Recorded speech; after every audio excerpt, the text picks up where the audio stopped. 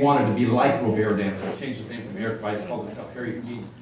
Well, Robert Houdin was not just a great magician, which he was, the greatest magician of all time. He was also a great inventor, un gran científico. In France, they give him credit for inventing the incandescent light bulb.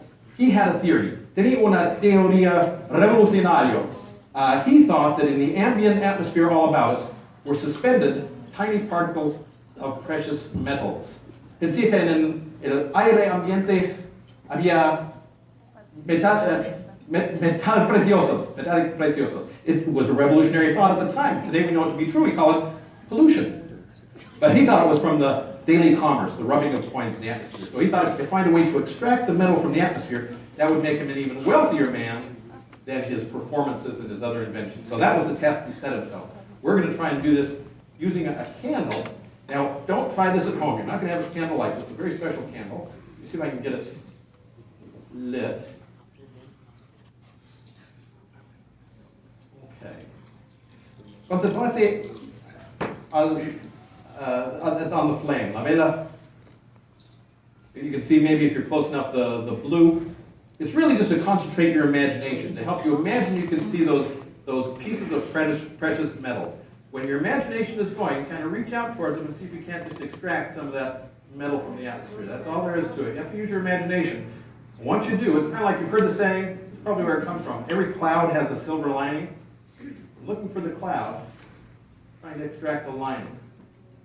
And you're getting the idea. All right, you like this one.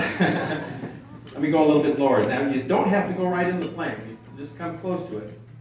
But the trouble is, you might think that you see one of those clouds. The problem is the weather can shift very quickly. You reach out for it, and it's not necessarily where you thought it was. In fact, I think I see it where I'm going to leave the stage myself for a second. Go right over here. I think it's right behind your ear right there. You see it? Yep. Would you come up on stage? Help me out. Round of applause as he comes forward. Hi, what's your name, please? Matt. Hi. Nice to meet you, Matt.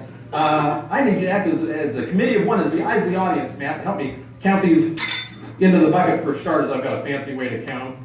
Evidence of a misspent use, so I make sure to show off. All right, that's one. And then the one from behind your ear, maybe? Perfect. Did you know that one was back there? He's checking. I'm going to take this other one for you. And what's that behind that arm right there? You can see why I picked Matt for this. He is a natural. You were one. Wait a second. Oh, you don't have to count them all. I appreciate it. Yeah, your eyes are used to light and reach out in front of you. Grab a hold of some of that metal.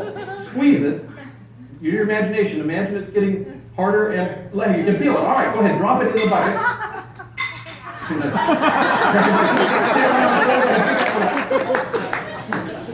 Put it in your pocket, a little souvenir. Let's keep that one as a souvenir. I'm going to take this last one for you here. Before I sit down, Matt, everybody can see the coins going in the bucket. You're the only one up close enough. Would you freeze right there? Take both your hands, hold that bucket.